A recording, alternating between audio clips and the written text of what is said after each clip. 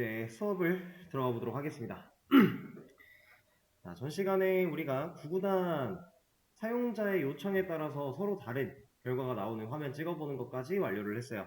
오늘도 한번 테스트를 해보자면 제가 8022였으니까 이번에는 여기에 77 뒤에는 뭐 한 5 알아서 이제 서버나 이런 것들 다 돌고 있을 거니까 우리가 컴퓨터만 제대로 켜준다면 문제없이 가능하겠죠? 자, 이 상태까지 하고 이제 DB를 다룰 거라고 예고를 드렸고 왜 DB를 다뤄야만 하는가에 대해서 말씀을 드리기로 했죠. 그 얘기를 먼저 좀 해볼 거예요. 자, 일단은 이런 걸 한번 생각을 해볼게요. 지금 사용자가 일반 유저가 우리한테 요청을 보내는 방식은 뭐예요? 사용자가 요청을 보내는 방식 브라우저에서 뭐 도메인 입력 혹은 뭐 IP 입력 이런 식으로 결국 주소를 입력한다라는 거죠. 이 입력 값이 있어야 이게 있어야 우리는 이 포트로 연결되어 있는 리눅스 세상 안쪽에 이 포트로 연결되어 있는 웹서버로 파고 들어갈 거고 파고 들어왔을 때 PHP 나 이거 직접 못해 너희가 대신해 해서 PHP FPM한테 일을 넘길 거고 그 친구가 이런 값이 들어왔네 그럼 내가 잠깐만 기다려봐 얼른 만들어줄게 해서 뚝딱 만들어내고 그걸 웹서버한테 돌려주면 웹서버는 결국 사용자한테 보내주는 이 방식이에요. 그래서 지금 사용자는 브라우저에서 이런 걸 입력을 해야만 한다라는 상황인데 자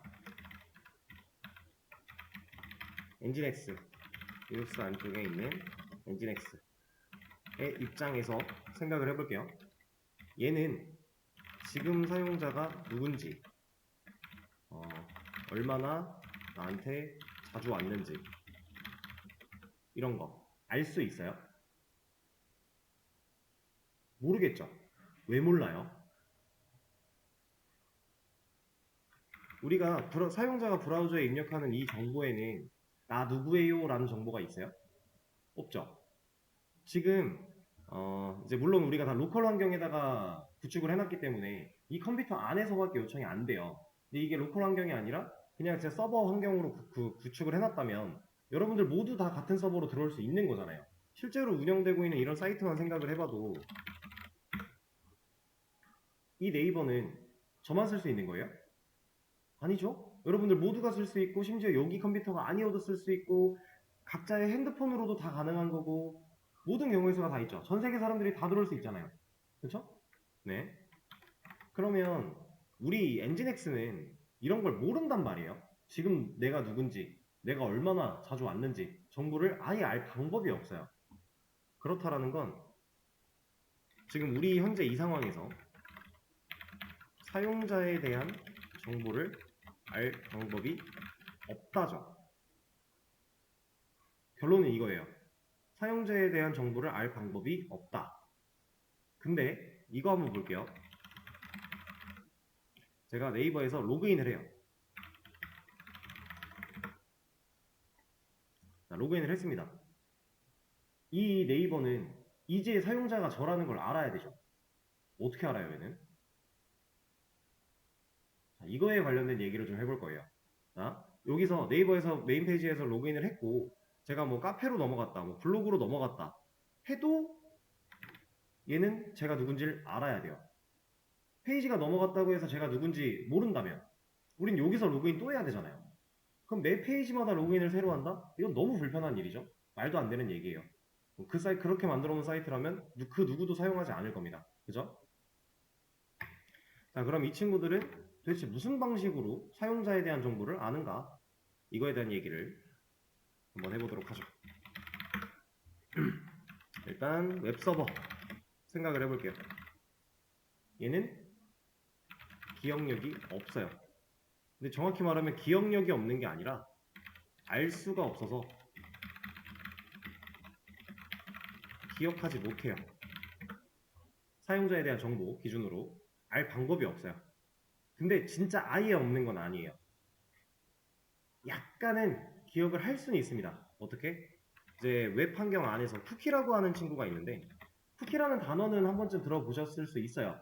근데 간단하게만 보여드리자면 이제 개발자 도구에서 우리가 쿠키 같은 걸 확인해 볼 수 있거든요. 이런 거.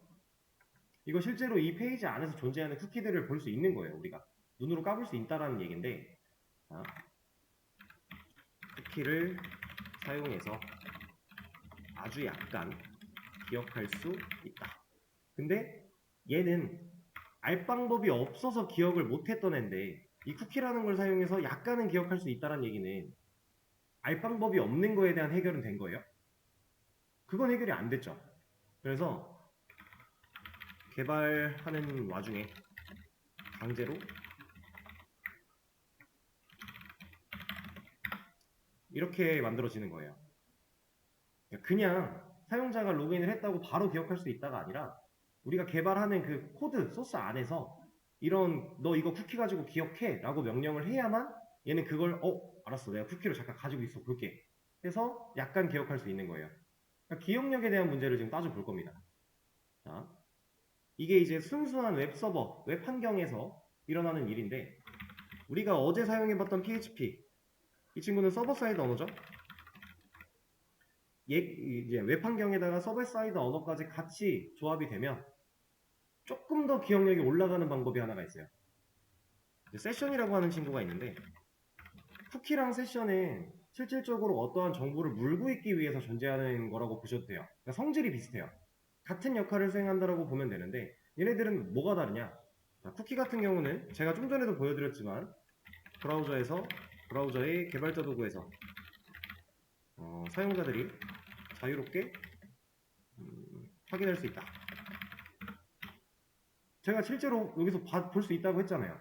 그렇죠? 물론 이 데이터가 암호화가 되어 있을 수도 있고 뭐 여러 가지 경우가 있겠지만 확인이 가능해요. 그렇다라는 건 예를 들어 제가 여기에 로그인한 정보를 쿠키로 저장을 했다. 제 로그인 아이디랑 패스워드를 쿠키로 저장을 했어요. 그럼 제가 이 네이버 로그인한 상태를 띄워놓고 자리를 비웠어요. 누가 와서 개발자 도구 열어보면 여기 안에 나온다라는 거예요. 위험하지 않을까요? 네, 실제로 쿠키는 이러한 이유 때문에 보안에 취약하다. 단점이 명확한 거예요. 그래서 진짜 중요한 정보들 같은 거는 쿠키로 저장 절대 안 하고요. 그냥 저장을 해도 되는 그리고 뭐 크게 보안에 위험하지 않은 그런 데이터들을 간단히 저장하고 싶을 때 보통 쿠키를 사용을 해요. 근데 이 세션 얘는 쿠키가 가지고 있는 이런 단점들은 보완을 한 거예요. 왜? 이 세션이라는 건 백엔드의 영역에서 저장하고 있기 때문에 사용자가 확인 불가. 그래서 결국 하는 일은 쿠키나 세션이나 데이터를 저장하는 역할은 똑같지만 얘네들이 이제 사용자가 까볼 수 있는 프론트의 영역이냐 아니면 뒤에 숨어있는 백엔드의 영역이냐에 따라서 보안적인 문제가 확실히 다르다라고 하는 겁니다. 그래서 여러분들이 이제 뭐 웹개발 쪽으로 넘어오시는 분들이 있다면 웹개발에 가면 실제로 이 세션 가지고 로그인 정보를 저장하기도 할 거예요. 근데 이것도 물론 웹 환경에서 서버 사이드 언어를 병합했을 때의 얘기입니다. 그래서 기억력이 조금 더 올라가요. 보안도 안정성이 생기고. 자, 이런 상황인데 근데 사실 얘도 문제가 얘가 기억하는 그 기억력이 끝까지 가지 못해요. 조금 기억했다가 사라집니다. 그래서 우리는 실제로 절대 잊어먹지 않게끔 완전히 기억을 그러니까 영구적으로 기억할 수 있는 그러한 친구가 하나 필요해요. 그게 우리가 사용할 DB가 되는 거예요. 얘는 이제 영구적인 데이터 저장을 위해서 얘가 데이터를 저장하고 있을 것이고 얘가 저장한 데이터를 우리가 접근할 거고 접근해서 비교할 거고 확인해 볼 거고 꺼내 볼 거고 이런 과정 다 거치고 문제가 없다? 그럼 그때 그 데이터 가져와서 쓸 거예요. 이런 식으로 되기 때문에 이제 제가 이런 얘기 한번 드린 적이 있었죠. 기본적으로 이제 웹 환경 하나가 돌아가려면 이거 혹시 처음 말하는 건가? 확실하진 않지만 우리가 리눅스를 이렇게 만들어 놨다고 했을 때 웹이라고 하는 환경 하나가 제대로 돌아가기 위해서는 웹서버라는 친구가 하나 필요하고요. 그 다음에 WAS라는 실제 코드 서버가 하나 필요하고 데이터베이스라고 하는 서버가 필요해요. 최소 이 세 개는 필요해요. 얘가 웹, 엔진X, 얘는 WAS. 와스는 이제 웹 어플리케이션 서버라고 해서 제가 그때 뭐 자세한 설명은 안 했지만 그냥 우리가 만들어내는 프로그램 정도로 생각하면 된다라고 했었죠. 그걸 말하는 겁니다. 지금 상황으로 보면은 PHP가 하는 역할 정도로 일단 생각해도 될 것 같아요. 그리고 이제 DB 서버. 이 세 가지는 웹을 구축하기 위한, 웹을 만들기 위한 필수 3요소예요. 이것 중에 하나라도 빠진다? 웹은 제대로 될 수가 없어요. 왜냐? 웹 서버가 빠졌어요. 없어요. 애초에 브라우저로 요청 못 받아요. 말도 안 되는 얘기예요. 자, 웹 서버는 있어요. 근데 와스가 없대요. 그러면 만들어진 코드 프로그램이 없다라는 거예요. 그럼 사용자가 요청을 보내봤자 우리 index.html, 웰컴 투 엔진엑스 띄우는 거 말고 할 수 있는 게 없다라는 얘기예요. 의미가 없죠? DB가 없대요. 데이터가 영속성이 없어요. 그럼 내가 지금 브라우저에서 요청 보내서 화면을 띄웠어요. 눈으로 보고 뭐 다음날 다시 요청 보내면 바뀐 결과가 아무것도 안 남아요. 이런 겁니다. 그래서 이 세 가지는 무조건 필수고요. 우리가 그 전에 있던 퓨어 FTPD 이런 친구는 웹 환경을 만들기 위해서 필요한 녀석은 아니에요. 그냥 이제 FTP라고 하는 방식을 사용해서 그 축약된 권한으로 각자의 관리자가 본인 것만 관리할 수 있게 나누는 과정인 거지. 사실 실질적인 웹 구축은 이거 세 개만 있으면 됩니다. 최소. 여기에 이제 뭐 살을 더 얹어서 우리가 프로그램을 구동시키기 위해 필요한 것들을 점점 더 이렇게 올려가는 느낌인 건데 기본적으로는 이 세 가지가 필수인 개념이에요. 그래서 이제 DB라고 하는 애를 퓨어 FTPD 역할을 수행하기 위해서 존재하는 게 아니라 진짜로 데이터를 저장하게끔 해볼 거고요. 얘가 저장한 데이터를 얘로 볼 거예요. 얘로 볼 때 사용하는 문법은 우리가 어제 했던 것처럼 PHP 문법을 그대로 사용해서 데이터베이스 안에 있는 애들을 끌고 데려와가지고 여기다가 보여줄 겁니다. 그런 거를 지금 해볼 거예요. 자, 일단은 제가 수업 페이지에 또 무언가를 열 겁니다. 자, 새로 고침해보시면은 마리아DB에 사이트 1, 2, 3 계정을 생성한다 라고 되어 있는데 얘는 왜 이렇게까지 안으로 들어갔지? 이게 공백이 없는데? 자, 제가 지금 사이트 1, 2, 3 계정을 만들 거다라고 하고 이런 코드를 드렸어요. 근데 사실 이거 안 만들어도 되는 거예요. 근데 이걸 만드는 이유는 뭐겠어요?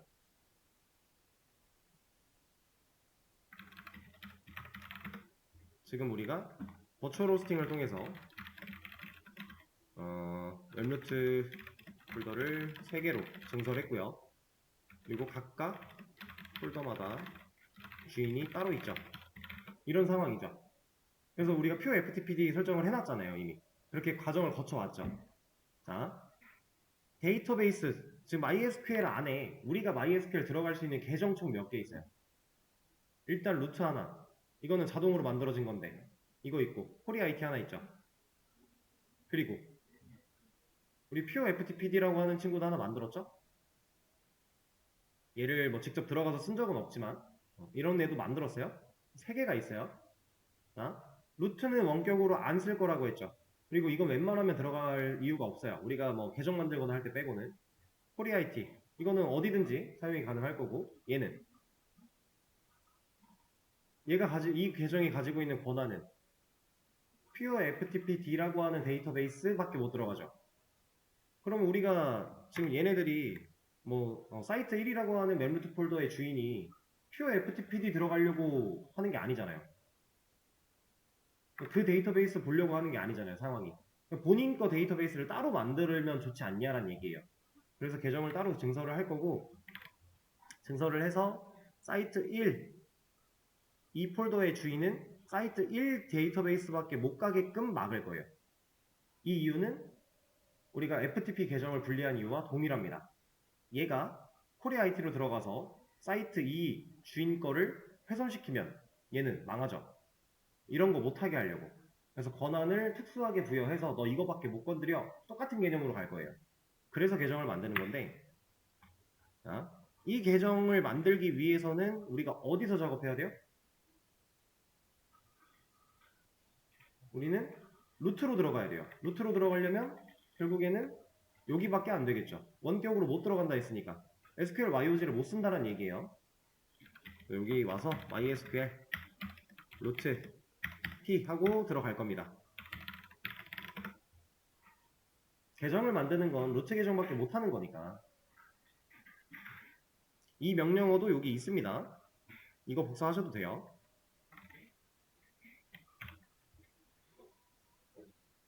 자, 그리고 여기 밑에 그랜트로 시작해서 비밀번호로 끝나는 이거를 하나씩 복사할 거예요. 하나씩.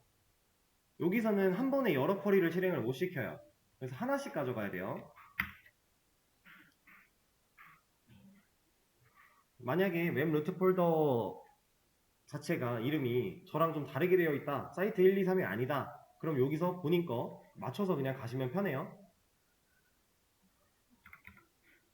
자, 저는 만들어 줄 거고 3개 다 만들겠습니다.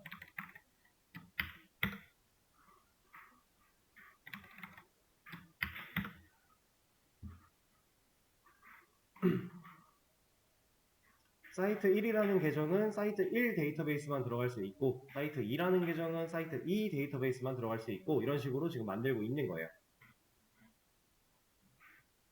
자, 3개를 다 만들었어요. 그리고 밑에 보시면 플러시 프리빌리지스라고 해서 명령어가 하나 더 있는데 얘는 그냥 간단하게 소개를 해드리자면 지금 우리가 이게 그랜트라는 명령어를 사용해서 계정을 만들고 했죠.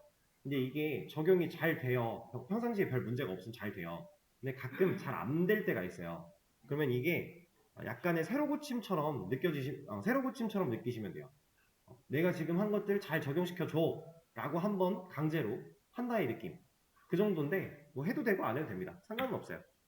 이거 한다고 문제가 생기거나 이러진 않기 때문에 안 해도 문제가 없다면 할 필요 없는 거고. 자, 이러면 계정은 잘 만들어졌을 거예요. 한번 들어가서 확인해보죠. SQL YOG로 가서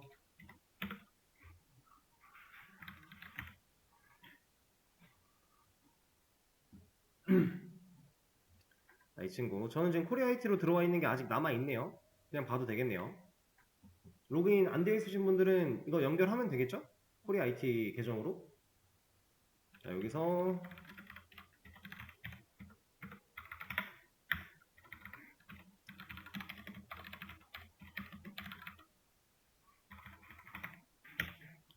자, 이렇게 놓고 이거 2개 치신 다음에 한 번에 드래그하고 F9 눌러보면 나올 겁니다.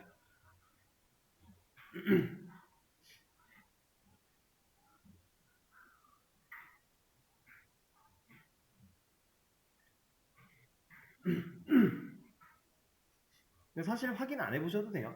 여러분들 방금 전에 여기서 이거 잘 하셨으면 여기서 뭐 딴 얘기 없었으면 무조건 되는 거예요. 그럼 방금 만든 계정들 잘 들어있는 거 확인할 수 있고요. 여기 퍼센트 들어가 있다는 건 로컬과 원격을 둘 다 접속할 수 있다 라고 하는 거고요. 자, 근데 우리한테는 지금 사이트 1, 사이트 2, 사이트 3이라는 데이터베이스가 없어요. 그래서 일단 데이터베이스는 만들 겁니다. create 데이터베이스 사이트 1, 2, 3. 자, 이렇게 해서 한 번에 실행시켜 주면 돼요.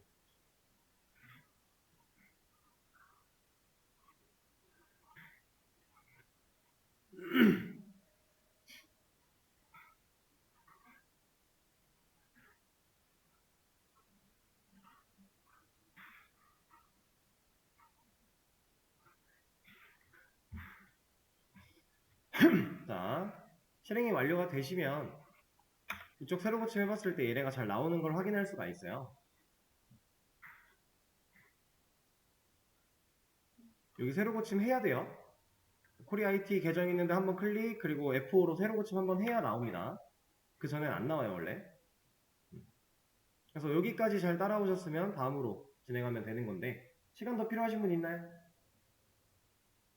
오케이, 그럼 다음으로.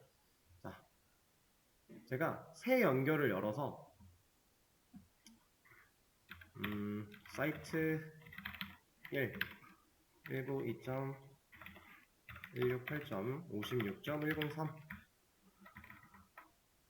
이렇게 하나 만들어서 들어가 볼게요. 사이트 1로.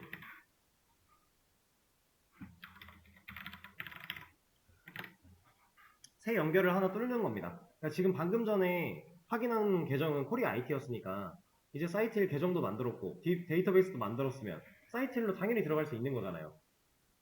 그거 해볼 거예요. 들어갔을 때 실제로 내가 컨트롤할 수 있는 데이터베이스가 어떻게 나오는지 보려고. 달라지는 건 이거 계정 이름밖에 없습니다. IP나 뭐 이런 거 동일해요. 이거는 그냥 이름일 뿐이니까 저장하는. 이러고 연결 저장하겠습니다. 네. 자, 이렇게 들어오시면 저 왼쪽에 우리 그 많던 데이터베이스들이 다 사라지고 인포메이션이라는 거랑 사이트 1밖에 안 남아요. 얘는 이제 공통으로 그냥 모두 다 들어갈 수 있는 앵거고 이제 우리가 진짜 들어갈 수 있는 친구는 얘로 막힌 거예요. 권한을 그렇게 줬으니까. 지금 우리가 사용한 명령어 여기를 잘 보면 어떤 데이터베이스인지를 여기서 정하고 있으니까. 그러니까 사이트 1이라는 계정은 사이트 1이라는 데이터베이스밖에 못 들어가. 그리고 그 안에서는 모든 테이블을 볼 수 있어. 이런 느낌인 거예요. 그러니까 옛날에 한번 말씀드렸었죠? 자, 이렇게. 자, 근데 제가 이걸 따라하지 마시고 그냥 보세요.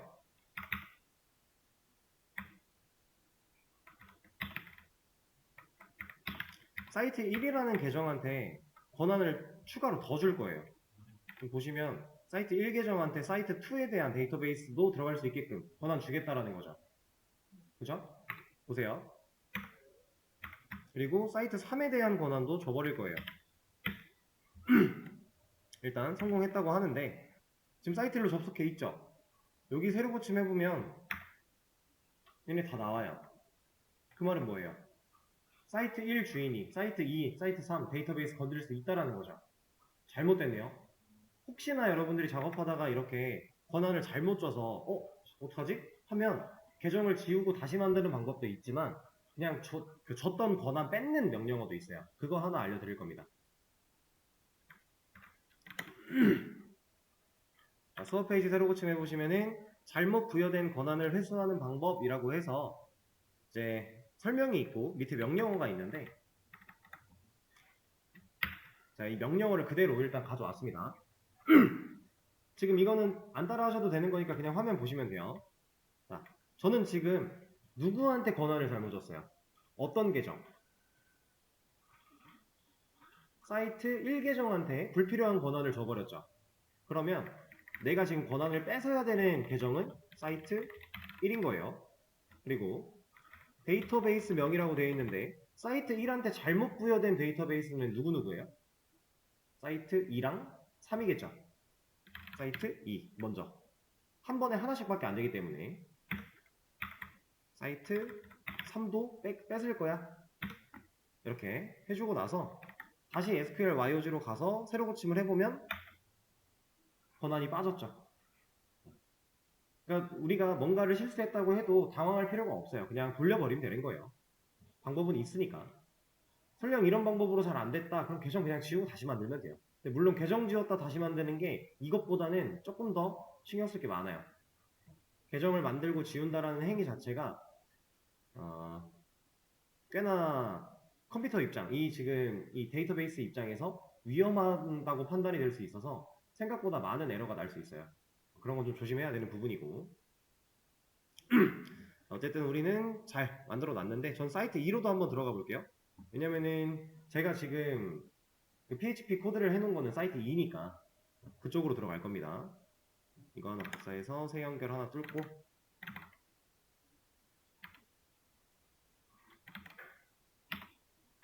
사이트 2 똑같아요. 바뀌는 건 계정밖에 없어요. 얘만 달라지는 겁니다. 새 연결이고요.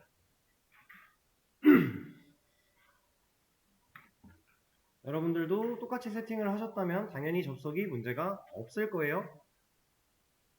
그리고 얘로 접속했을 때는 사이트 2라는 데이터베이스를 볼 수 있으면 맞는 거고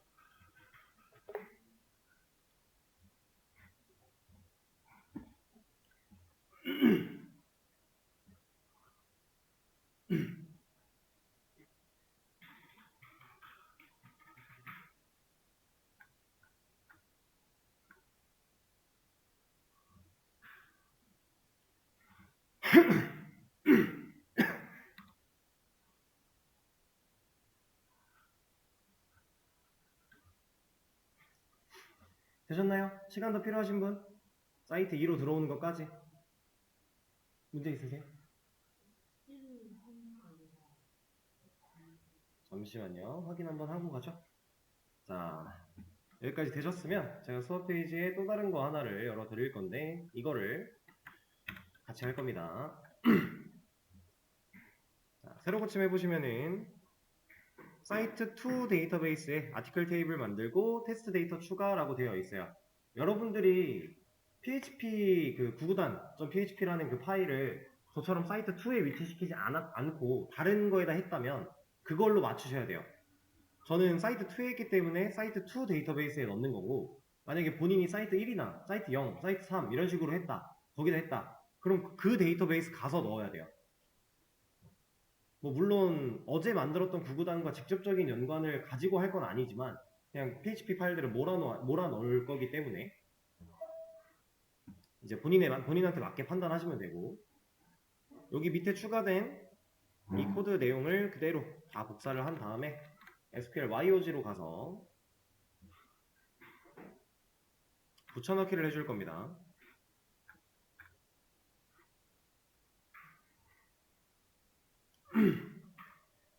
자, 본인께 사이트 2가 아니라면 여기 있는 내용들도 바꿔주셔야 되고요. 이 위에 세 줄. 저 같은 경우는 사이트 2가 맞기 때문에 다르면 여기만 바꾸면 돼요. 자, 밑에는 안 바뀌어도 상관이 없어요. 그래서 이렇게 가져온 친구를 그냥 전체 선택 Ctrl A 한 다음에 F9 누르면 됩니다. 그럼 저랑 같은 결과가 지금 화면에 나타나면 돼요. 결과 탭에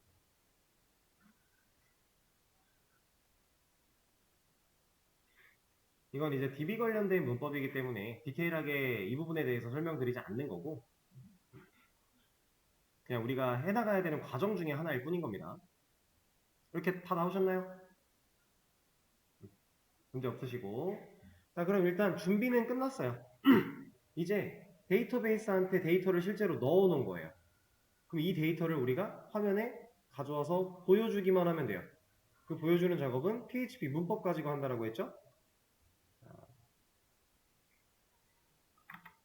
우리 푸티로 가서 노트패드 안 쓰고 그냥 하겠습니다. 에디플러스는 확실히 편한데 노트패드는 어차피 자동 완성 기능이 안 돼서 이거 설정을 추가로 좀 해야 되는데 그걸 하기보다는 그냥 일단 가죠. 여기 DB에서는 나가주고요. 푸티에 있는 DB.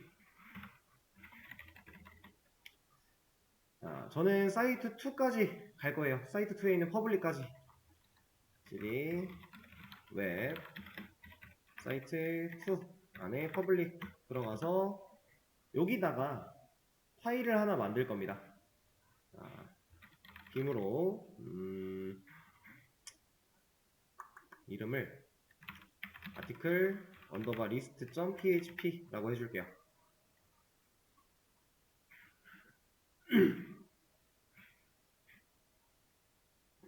이름은 달라도 돼요. 어차피 이 이름은 우리가 브라우저에서 띄울 때 그때만 맞게 불러주면 되는 거라 이름은 달라도 됩니다. 자, 들어가시고 여기다가 이제 타이핑을 할 건데 지금은 화면 그냥 보시고요. 여러분들 이거 코드는 제가 올려드릴 거예요. 여러분들은 올려드린 코드 복사 붙여넣기로 해보세요. 저는 타이핑을 좀 해야 되니까.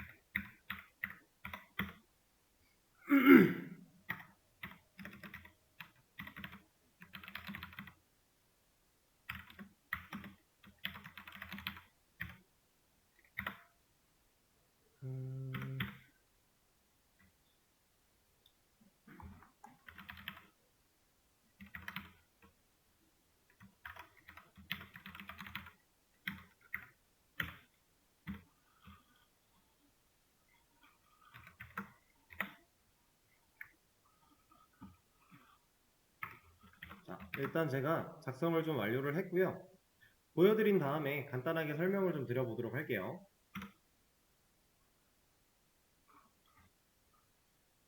왜? 제가 소유권 변경을 안 했어서 그냥 빔으로 들어와가지고 저장이 안 됐네요. 이거를 그러면 엔터를 치면, 그러면 드래그를 해서 복사를 하나 합시다.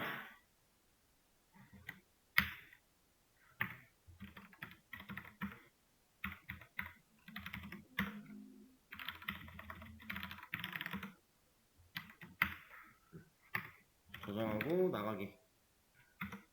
그리고 나서 자, 여기다가 article underbar list.php 라고 보내면 얘는 이런 결과가 나옵니다. 이게 좀 깔끔하게 보려면은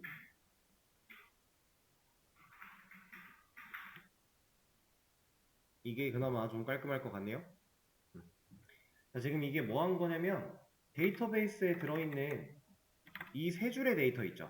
이 세 줄의 데이터를 배열 형식으로 그냥 가져온 거예요. 가져와서 화면에 그린 거예요. 그래서 보면 ID 3, 2, 1 세 개 있죠. 그리고 REC 데이트 뭐 2023, 1031 들어있죠. 그죠? 여기 보면 ID 1, 2, 3 있고요. REC 데이트가 2013, 1031 오늘 날짜 그리고 오늘 시간 들어가 있어요. 마찬가지죠. 업데이트 데이트도 마찬가지. 그리고 타이틀 제목 321 돼 있는데 우리도 321 있죠. 내용도 321 있어요. 321 있고. 그러니까 실제로 여기서 보고 있는 이거를, 이 결과를 우리가 이 브라우저 안으로 갖고 들어왔다라는 거예요, 지금. 그걸 성공시킨 건데, 이제 간단하게 설명 잠깐 해드리고, 하나씩 볼까요? 이 친구 같은 경우는 우리 인코딩에 관련된 거였고, 그리고 우리가 어제도 HTML에 그냥 한글 썼을 때 안 되던 거를 제가 위에다 이거 넣으니까 가능했던 한글을 인식할 수 있게 해주는 인코딩. 그리고 어제도 봤던 거죠. PHP 문법 시작할 거야 라고 하는 거고, 그 안에서 변수 만든 거고, 그 변수에 이러한 실행 결과를 넣을 건데, 자, 이거 한번 볼까요? 그냥 이만큼만 한번 봐보세요. 블럭 씌운 거, 이 부분. 언어 공부해보신 분들은 이거 어떤 형태예요, 이거? 네, 함수 실행하고 있는 거예요. 이 PHP도 마찬가지로 서버 사이드 언어기 때문에 이런 함수가 있어요. 그거 실행하고 있는 겁니다. 실행할 때 인자를 4개 넣었을 뿐이에요. 근데 이 인자들이 뭘 의미하는지 간략하게 알면 좋겠죠? 첫 번째, 어디에 있는 데이터베이스 들어갈 거야? 라는 얘기예요. 근데 지금 이 PHP 문서 안에, 문서의 입장에서 봤을 때 PHP 문서는 어디 있어요, 지금? 리눅스 안에 있죠? DB 어디 있어요? 리눅스 안에 있죠? 그러니까 로컬호스트를 입력하는 거예요, 우리가. 만약에 이 PHP 문서가 DB랑 다른 그 운영체제로 떨어져 있었다면, 다른 곳으로 격리되어 있었다면 얘는 그 IP를 넣어줘야겠죠. 우리 지금 하고 있는 것처럼 192.168.56.103 이런 거. 근데 그럴 필요가 없겠죠. 같은 공간이니까. 그래서 127.0.0.1이라고 로컬호스트를 넣는 거고요. 그 다음 사이트 2, 얘는 어떤 계정으로 접속할 건데 라는 거예요. 그러니까 지금 여기 MySQL IA 언더바 커넥트라고 하는 이 메서드가 내가 원하는 데이터베이스에 접근하는 접속 정보를 입력하는 부분이에요. 인자로 주는 게. 그래서 어디에 있는 데이터베이스, 어디에 있는 DB, 그리고 어떤 계정으로, 비밀번호는 뭐야, 그리고 그 안으로 들어갔을 때 어떤 데이터베이스로 들어갈 거야 까지 정해주는 거예요. 우리가 사이트 2는 사이트 2밖에 못 건드리죠. 그래서 실제로 사이트 2에다가 저는 넣어놨잖아요. 그죠? 그렇기 때문에 내가 여기 데이터베이스로 갈 거야 라고 정해주는 겁니다. 자, 그리고 밑에 변수 만든 거고요. 자, 쌍따옴표로 열리고 닫혔어요. 문자열이겠죠? 언어 공부, 기초 언어 아예 안 들어보신 분 있나요, 혹시? 없을 겁니다, 아마. 그냥 문자예요, 문자. 문자인데, 이렇게 생겨먹은 문자를 그냥 변수에 넣은 거예요. 근데 이 문자는 이제 데이터베이스를 컨트롤하는 SQL 문법입니다. 그냥 문자를 저장을 한 거고, 이 친구, 접속 정보를 담고 있는 변수 이 친구와 SQL 문법을 담고 있는 SQL이라는 변수 이 두 친구를 여기서 메서드에 인자로 넣음으로 실행시키는 거예요. 그리고 그 결과를, 실행된 결과를 얘가 받겠다라고 하는 거고요.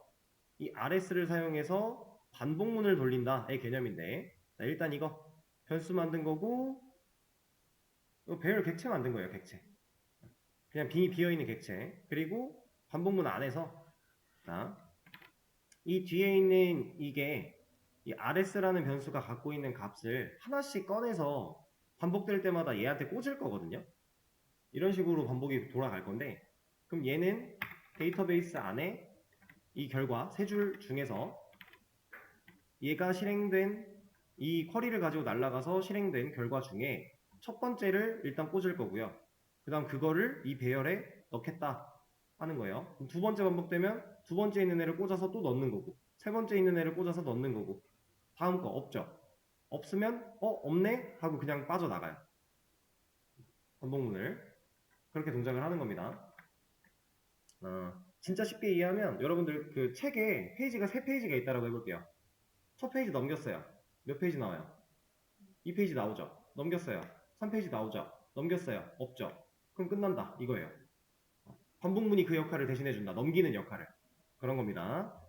그래서 이제 articles라고 하는 배열에 데이터가 총 3개가 복수개의 데이터가 이렇게 들어가게 될 것이고, 이 print 언더바 r이라는 애는 PHP 문법상에서 그냥 출력문입니다.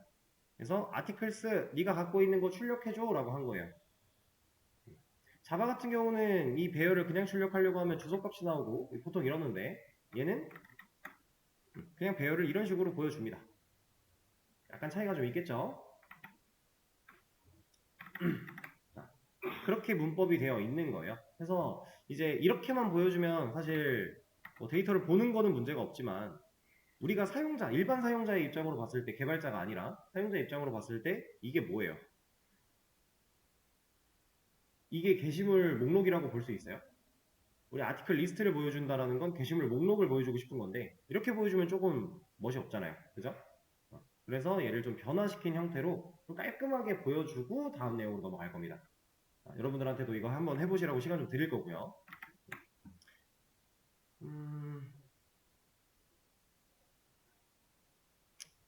먼저 쉬는 시간을 가지죠. 쉬는 시간을 가졌다가 다음 시간에 이거 변화시키는 것부터 해보도록 하겠습니다.